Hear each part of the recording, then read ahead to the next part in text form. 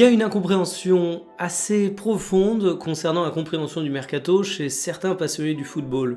C'est pas parce que tu évoques un nom dans la presse, c'est même pas parce qu'il y a réellement des contacts entre un club et un joueur que ça va se faire. Et un ancien coach du Paris Saint-Germain, en parlant de son effectif, avait dit que c'était très important, la concurrence. C'est très important, la concurrence. Eh bien, vous savez qu'en matière de mercato, on peut également le dire. Salut tout le monde, c'est TMF, et la concurrence, ce n'est bien évidemment pas confronter les deux joueurs face à face au moment de les recruter, mais c'est travailler sur plusieurs pistes, parce que finalement une piste peut se retrouver bloquée à cause d'un club vendeur qui finalement n'est pas si vendeur que ça, ou est extrêmement gourmand. Tu peux également travailler plusieurs pistes parce que tu ne vas pas réussir à trouver un terrain d'entente avec le joueur. Tu peux travailler plusieurs pistes parce qu'en fonction du reste de ton mercato ou de départ imprévu, eh bien finalement tu sois obligé de changer tes plans, ce qui fait que au cours du mercato estival, on a beaucoup de noms qui sont associés au club. On a bien évidemment des noms où on est tenté de dire que c'est l'agent qui le fait circuler de manière totalement gratuite pour inventer une concurrence sur son joueur, concurrence qui n'existe pas et qui a pour simple but de monter les enchères, mais il arrive aussi assez souvent que plusieurs noms soient évoqués parce que tu as des pistes qui sont en concurrence. Et justement, c'est là qu'on en vient au sujet du jour. On va parler de Magnès Akliouche et de Charles De Ketelaere, deux pistes qui sont évoquées du côté du Paris Saint-Germain. Il y en a de nombreux autres, on va y revenir, mais ces deux pistes-là ont la caractéristique d'être présentées comme étant en concurrence frontale. Akliouche serait le plan A, De Ketelaere serait le plan B. Est-ce qu'il y a une piste meilleure l'une que l'autre ? Vous avez déjà un peu l'avis du Paris Saint-Germain, vu qu'il y a une piste A et une piste B, mais je vais vous donner le mien et je vais vous expliquer pourquoi j'ai cet avis. Vous allez le voir, c'est une question qui est assez complexe et qui montre qu'un joueur de foot n'est pas simplement bon ou mauvais, mais qu'un bon recrutement, c'est la bonne personne au bon endroit au bon moment. C'est l'occasion parfaite de revenir sur Akliouche, sur De Ketelaere, sur la situation mercato du Paris Saint-Germain. Donc installez-vous confortablement et bienvenue pour cette nouvelle vidéo Talk My Football.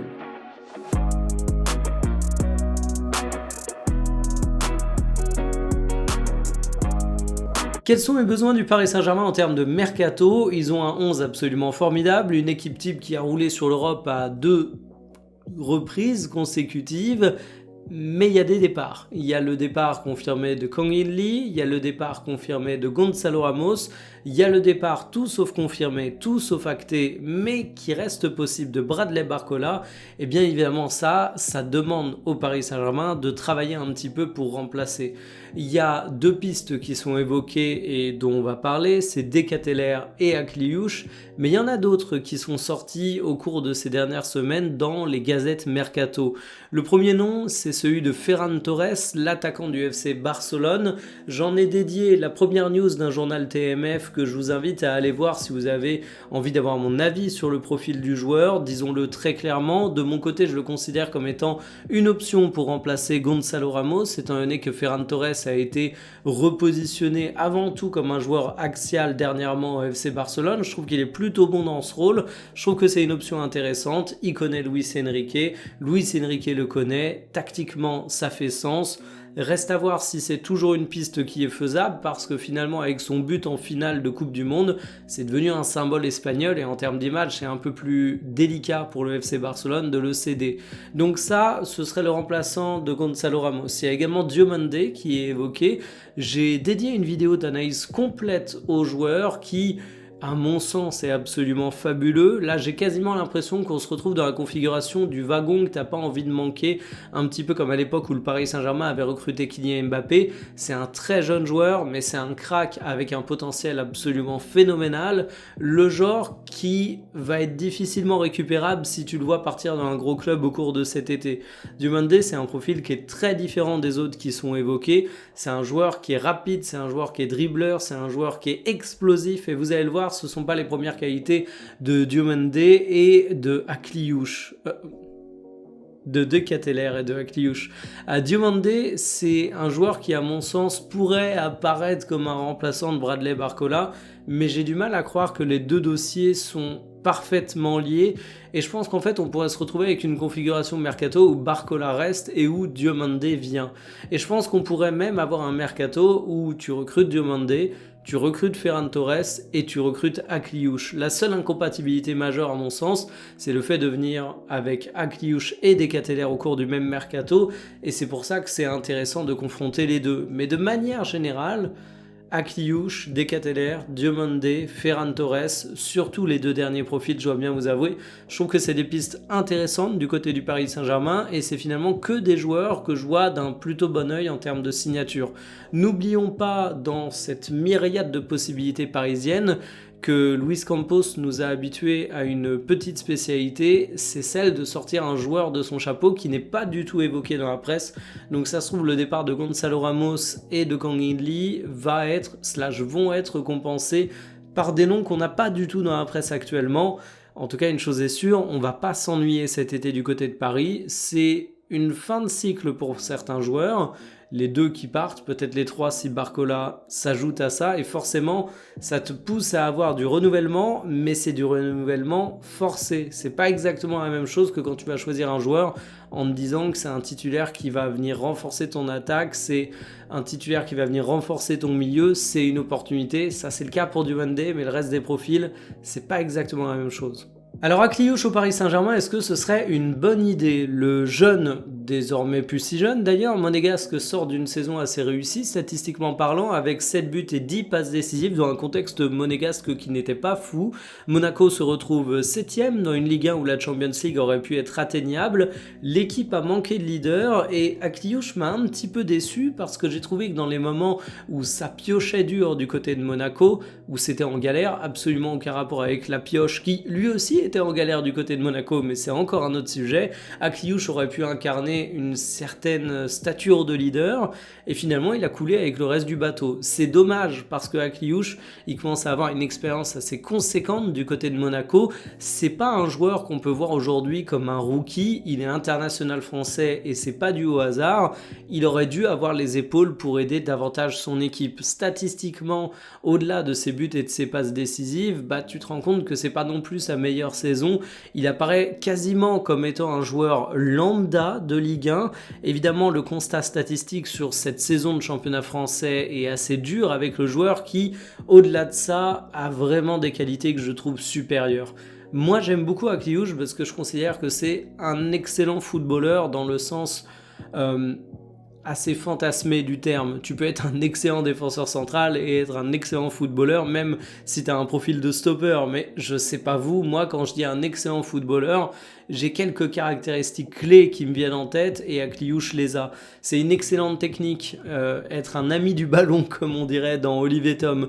Pour un joueur qui a plutôt une vocation offensive, je vois également une qualité de passe dans les derniers mètres, une créativité pour imaginer de bonnes trajectoires, pour réussir à scanner rapidement où sont ses coéquipiers, où sont ses adversaires, et en ça Akliouche a une capacité à créer le décalage, une belle première touche de balle, une belle conduite de balle, une belle compréhension des espaces, la petite passe qui va faire la différence. Il va vraiment provoquer du danger pour son équipe. Je le trouve en plus hyper satisfaisant dans pas mal de gros matchs.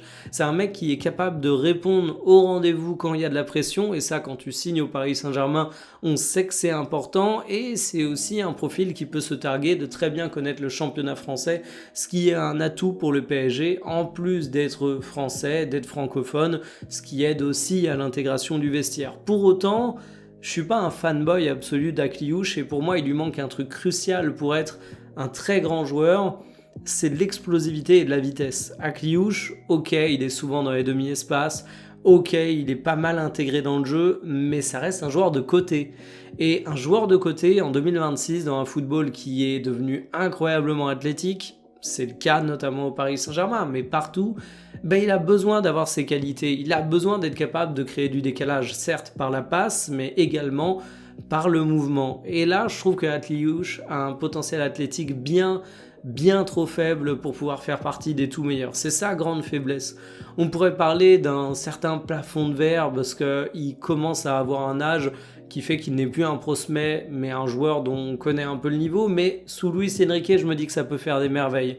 Je pense que c'est un joueur qui a des qualités qui peuvent l'amener à aller très très haut. Mais pour moi, la limite très clairement identifiable, c'est pas ce manque de leadership qu'il a eu à Monaco au moment où on attendait de lui. c'est pas non plus des problèmes statistiques en termes de finition, non, c'est vraiment ce côté manque de vitesse, manque d'explosivité, et aujourd'hui tous les top ailiers sont capables de ça. Alors comparé à Kang In Lee qui pourrait remplacer de manière assez logique, c'est pas déshonorant pour autant, mais il y a quand même pas mal de trucs qui amènent des commentaires. Je vous montre le graphique, la comparaison vient de Datascout comme tout le reste. Alors évidemment, Kang In Lee a l'avantage de jouer dans une équipe bien plus dominante, ça aide. Reste que tu te rends compte que tu te renforces pas en allant chercher Akliouche. C'est un joueur qui est relativement inférieur à Lee dans bien des domaines. Reste qu'il y a au moins un avantage à la comparaison que tu peux faire avec Lee, c'est que ça prouve qu'au Paris Saint-Germain, t'as pas besoin d'être une fusée pour réussir à être utile, parce que Lee était pas un athlète exceptionnel. Mais la question que je me pose avec Akliouche, c'est quand tu vois combien tu vends Lee, quand tu te dis que tu fais venir Akliouche pour 50 millions d'euros, est-ce que tu te renforces véritablement? Est-ce que c'est l'investissement du siècle?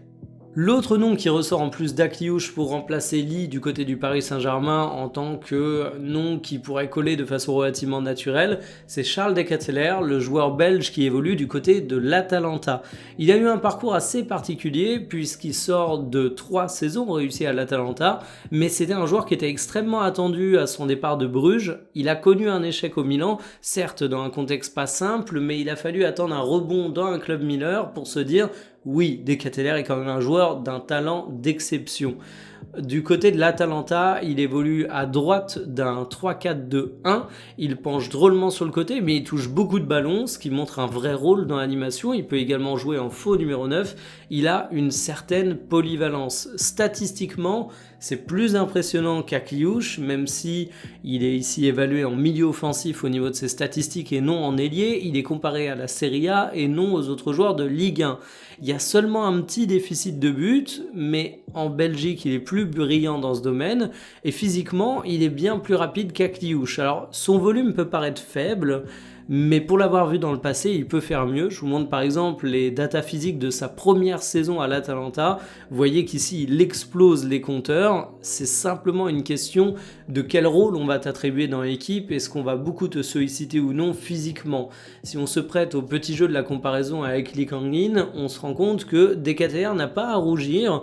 Il est même supérieur dans certains domaines. À garder en tête que son équipe est 7ème avec 55% de possession et pas quasiment 69% comme le Paris Saint-Germain. Donc franchement, ça joue. L'Atalanta en veut 50 millions d'euros. C'est pas déconnant, mais moi j'ai un petit problème avec Charles De Ketelaere du côté du Paris Saint-Germain. C'est qu'en fait c'est un joueur à qui on accorde, je trouve, beaucoup de choses du côté de l'Atalanta. C'est pas mauvais, parce que ça montre qu'il est capable de prendre ses responsabilités, chose que j'aurais aimé voir Akliouche faire un petit peu plus. Mais cette responsabilité, elle vient aussi avec des privilèges.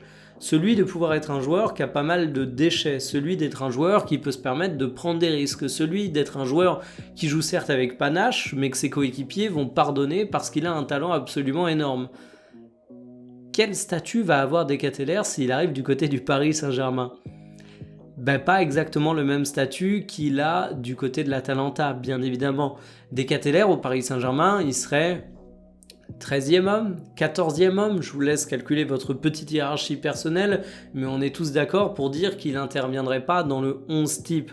C'est un joueur qui est jeune, mais la concurrence au Paris Saint-Germain, c'est Désiré Doué, c'est Kvaratskhelia, c'est Barcola, c'est également extrêmement jeune. On ne mesure pas à quel point Désiré Doué, si tout se passe bien, il verrouille sa place pour plus d'une décennie au PSG. Donc tu lui passeras pas devant. Et De Ketelaere, c'est un joueur qui peut encore progresser, mais je pense pas me planter en disant qu'il surpassera jamais le talent de Désiré Doué. Donc il aura toujours un rôle un peu secondaire au Paris Saint-Germain, et je suis pas sûr que ce soit une excellente destination pour lui s'il veut faire parler son talent à la hauteur de ce qu'il pourrait exprimer dans une équipe qui joue par exemple le bas de tableau en Ligue des Champions ou le très très haut de l'Europa League, où là on pourrait le responsabiliser et il pourrait être le héros de tout un peuple. De Ketelaere ou Akliouche, lequel choisir pour le Paris Saint-Germain ? Du côté de ma préférence absolue, moi je dois avouer que ma préférence ça va aux Belges et pas aux Français, mais du côté des besoins spécifiques du Paris Saint-Germain, je vois plutôt Akliouche, tout simplement parce que le Belge ne saura pas exprimer tout son talent dans une équipe où il aura un rôle très secondaire comme le Paris Saint-Germain, alors qu'Akliouche, je lui vois quand même un profil qui peut très très bien coller au fait d'être un bon soldat du Paris Saint-Germain dans une équipe qui a beaucoup le ballon, où il peut être le terminal offensif de certaines actions, mais où on va peut-être pas autant lui donner de liberté que ce qu'on donne à Kvaratskhelia, Désiré Doué, Ousmane Dembélé, qui sont bien évidemment les stars de l'équipe. Je pense qu'Akliouche peut parfaitement se complaire dans ce rôle, je pense qu'il peut continuer de progresser, je pense qu'il peut être un très bon entrant durant des matchs clés, et je pense que psychologiquement, c'est pas un joueur faillible qui risque de sombrer avec ce genre de situation délicate. Decateler, c'est un joueur que je trouve plus talentueux dans l'absolu, mais j'ai quelques doutes par rapport à son échec au Milan, j'ai quelques doutes s'il vient au Paris Saint-Germain dans un rôle très mineur, mais je vais conclure en disant Decateler ou Akliouche, si les deux m'ont l'air d'être des pistes intéressantes au Paris Saint-Germain, si je vois pas forcément un des deux devenir une catastrophe industrielle pour le PSG, les deux m'apparaissent comme affreusement chers. Alors je sais, il fallait laisser Ali sa liberté, la possibilité de jouer ailleurs. T'étais peut-être dans un besoin de renouveler un cycle en plus de la volonté du joueur. Donc au bout d'un moment, on va pas pleurer sur ce que tu as perdu, mais ça vous montre un petit peu l'exigence désormais que tu as au Paris Saint-Germain et à quel point c'est difficile pour Paris de recruter, même pour un simple rôle de remplaçant. 50 millions d'euros pour ces joueurs, pour un joueur qui sera finalement assez secondaire dans l'effectif, même si attention, si tu remplaces Lee, tu grattes beaucoup de minutes de jeu, et c'est possible que ton rôle soit même un petit peu plus large que ça. C'est pas non plus le mec que tu fais venir pour rien, mais c'est très cher, je trouve, c'est des profils qui sont valorisés assez fortement. Mais bon, petite préférence à Akliouche, je le redis, parce que Akliouche, autant j'étais sur le point de m'étrangler quand on parlait d'un Monaco qui en voulait 70 millions d'euros ou plus l'été dernier, autant là on est sur quelque chose qui est finalement assez cohérent. En tout cas, oui, le PSG est devenu tellement fort que même pour les joueurs de banc, ça commence à devenir complexe. Donnez-moi votre avis en commentaire, où va votre préférence? Et pour moi, c'est vraiment une question Akliouche ou Decateler, parce que Diomandé ou Ferran Torres, pour moi, c'est du dossier qui ne rentre pas vraiment en concurrence. Sur ce, salut.